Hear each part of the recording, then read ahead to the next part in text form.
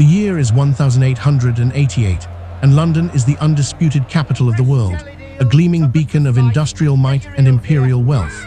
Yet, if you move east, away from the polished carriages of the West End, the luster begins to fade into a monochromatic landscape of grey stone and black soot. Here, danger is not an event that happens to you, but an ambient condition that you inhabit from the moment you wake. It is invisible, cumulative, and entirely normalized by a society that views the poor as a necessary fuel for the engine of progress. Lower it down easy. Get those barrels rolled out of the way, lads. We often tell ourselves that we could adapt to the past, that our modern resilience would carry us through the hardships of our ancestors. This premise is a comforting lie that ignores the biological tax the City of London levied on every inhabitant of the East End. The journey we are embarking on is not an adventure of discovery, but an experiment in exposure to a system of total attrition. It is a study of how a city can function with peak efficiency while quietly shortening the lives of its citizens through indifference. Make way, clear the road there. Get back, quickly.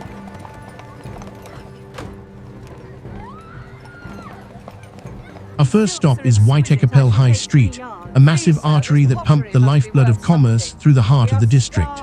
To a casual observer, it was a marvel of Victorian infrastructure, teeming with horses, carts, and thousands of laborers.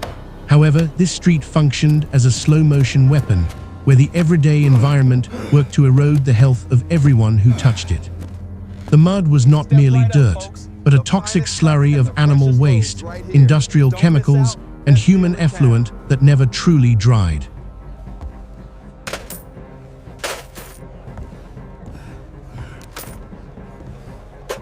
The drainage systems of 1888 were a chaotic patchwork of outdated pipes that frequently failed under the pressure of a growing population. When it rained, the streets became slick with a prehistoric grime that turned every minor slip into a potential death sentence. A simple scraped knee or a cut on the hand would be immediately introduced to a cocktail of bacteria that modern medicine would find horrifying. Without antibiotics, an infection was not a nuisance, but a countdown that began in the very mud of the high street.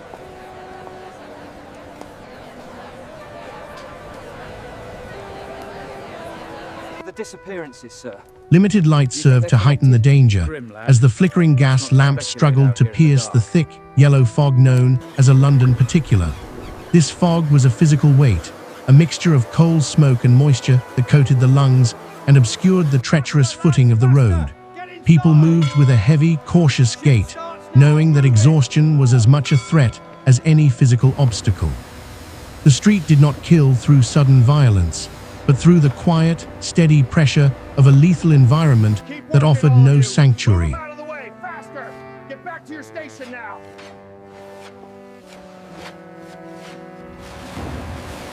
As we move towards Spitalfields Market, we encounter the visceral reality of Victorian sustenance, where feeding the body often meant weakening it. The market was a sensory overload of shouting vendors and rotting produce, serving as the primary source of food for those living on the edge of starvation.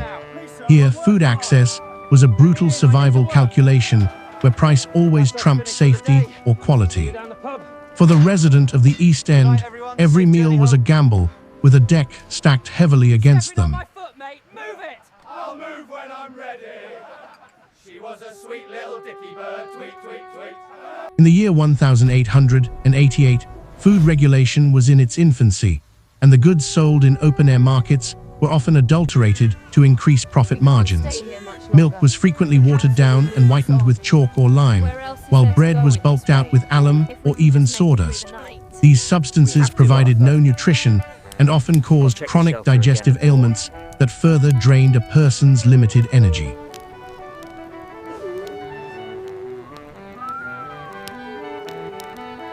The population was being slowly hollowed out by the very things meant to keep them alive. The inconsistency of inspection meant that diseased meat and rotting vegetables were sold to those who could afford nothing else. Illness in Spitalfields was rarely sudden or traceable to a single source, but was instead a gradual decline of the immune system.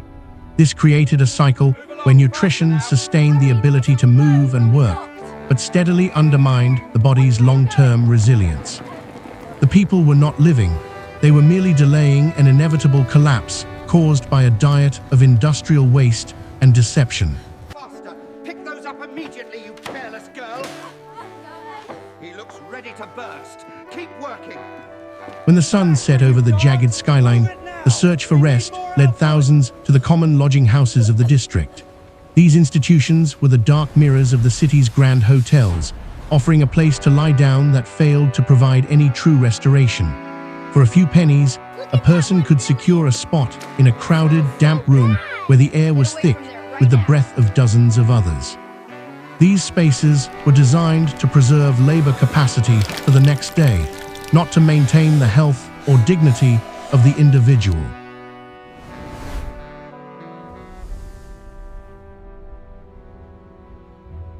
In a common lodging house, sleep was a commodity that was often sold in the most dehumanizing ways imaginable. Some paid for a 4-penny coffin, a wooden box barely large enough for a human body, while the even poorer paid for a 2-penny hangover, where they slept standing up, leaning over a taut rope. These conditions prevented the deep, restorative sleep necessary for the body to repair itself from the day's labor. Instead of waking up refreshed, people rose with their strength further depleted, their bodies aching from the lack of support. Please, sir, let us in. It's freezing. We've nowhere else to go. Density of these houses made them the perfect breeding grounds for infectious diseases like typhus and tuberculosis. In the cramped quarters of 1888, a single cough could signal the doom of an entire floor of residents. There was no privacy, no sanitation, and no escape from the collective misery of the city's most vulnerable. The lodging houses ensured that even in sleep, the City of London never stopped its work of breaking down the human spirit and frame. You must work faster if you want to get paid. We have quotas to meet. If you turn down a specific corner, you might find yourself on Dorset Street, a place that represented the city's capacity to hide violence in plain sight. Often called the worst street in London, it was a concentrated pocket of poverty where the social contract had effectively been shredded. The architecture itself seemed designed for concealment, with narrow passageways and overhanging buildings that blocked out what little light reached the ground. In Dorset Street, the fear was not that something chaotic would happen, but the certainty that if it did, help would never arrive in time.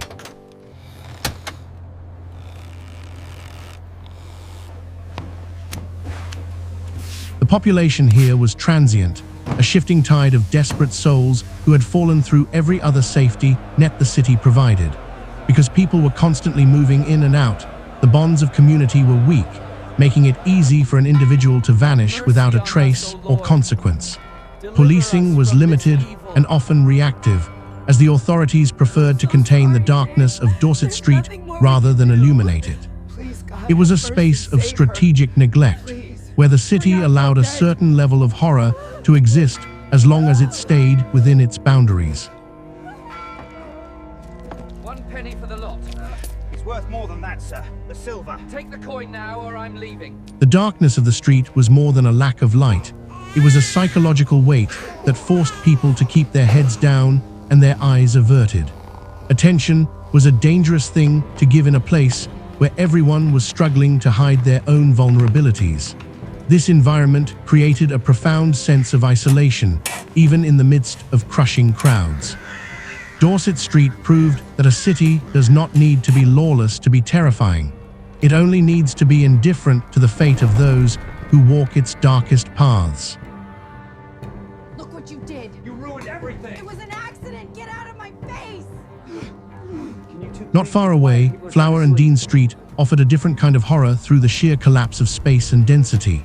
Here, extreme overcrowding compressed every aspect of human life, birth, death, labor, and leisure, into a single, shared, and exhausting environment.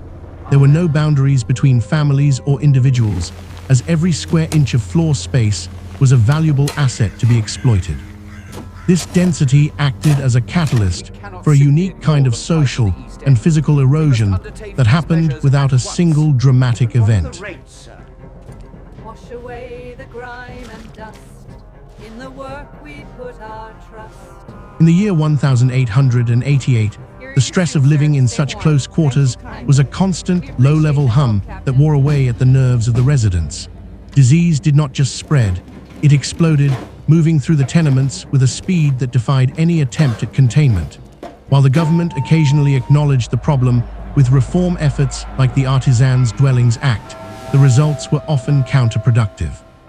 Old slums were torn down, but the people were simply displaced into even tighter spaces, allowing the process of attrition to continue uninterrupted. Look what I found. It's a proper watch.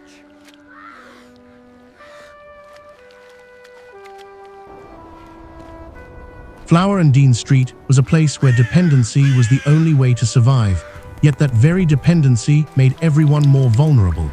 If one person fell ill, the entire household's income vanished, leading to a rapid descent into absolute destitution. The shared space meant that there was no such thing as an individual tragedy. Every failure was felt by the entire collective.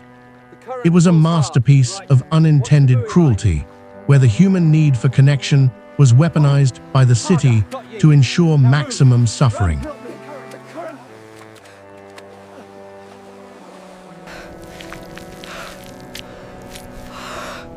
To the south lay the Thames, a massive, turgid river that served as the final infrastructure of the city's mercy.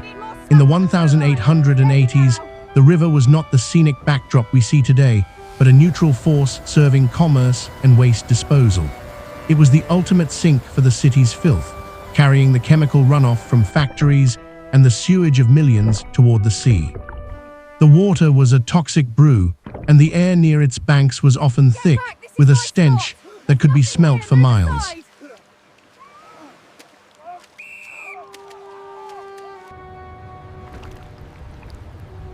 The river was a site of constant, invisible industry where the safety of the worker was secondary to the movement of goods. Docks and wharves were treacherous places where a single misstep on a wet plank could send a man into the dark, swirling currents. Once in the water, the chances of rescue were slim, as the tides were unpredictable and the pollution made swimming nearly impossible. Death in the Thames was rarely sensational. It was a statistical inevitability in a city that valued its trade more than its people.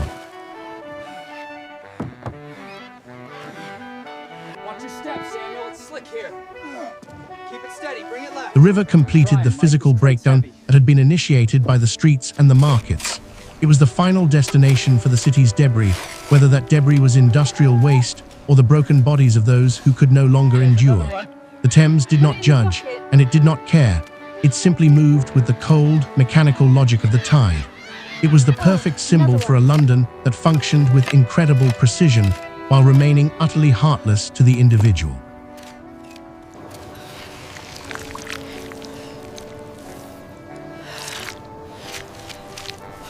For those who reached the end of their strength, the final destination was not always death, but the surrender of the workhouse.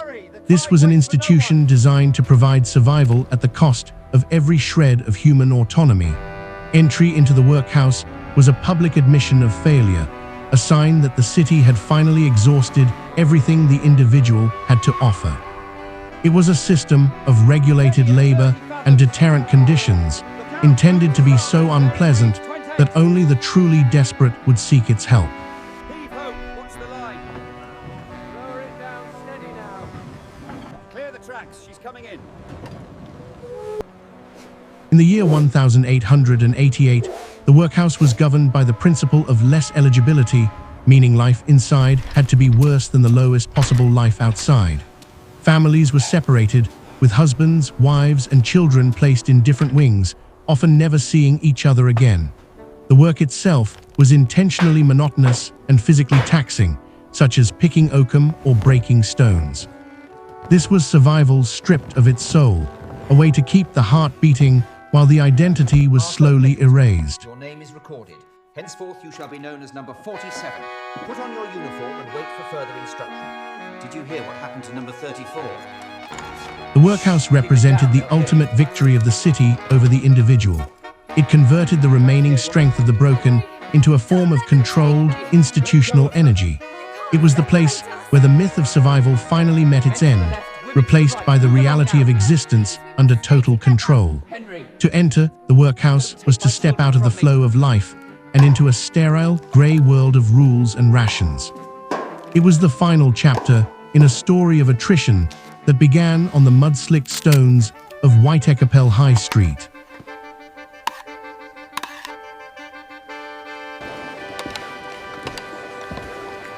As we look back at the London of 1888, we see a system that rarely killed its victims outright.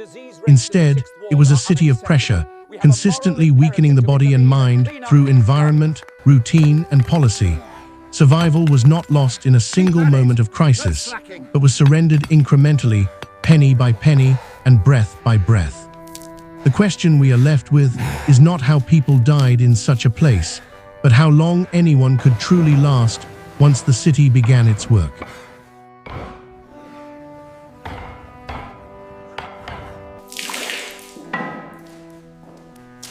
This journey into the past reveals a sobering truth about the relationship between a society and its most vulnerable members.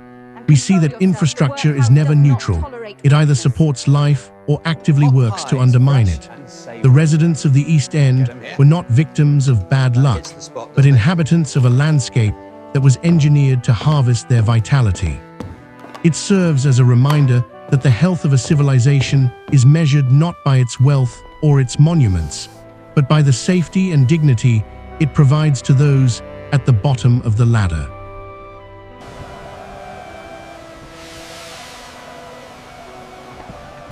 From this history, we can draw a vital lesson for our own lives in the modern world. We must realize that our environment, the air we breathe, the food we eat, and the spaces where we rest, is the foundation of our resilience. We often take our safety for granted, but history shows that neglect is a silent killer that requires constant vigilance to hold at bay. Do not wait for a crisis to value your health and your community. These are the only true buffers against the pressures of an indifferent world. They say once you enter the workhouse, you never truly leave. It swallows you whole. Take a moment to reflect on the systems you inhabit today. Are they designed to help you thrive, or are they merely sustaining your capacity to work? How can we ensure that our modern cities do not repeat the mistakes of 1888 by prioritizing efficiency over humanity? I encourage you to share your thoughts in the comments below and engage with each other in this vital conversation.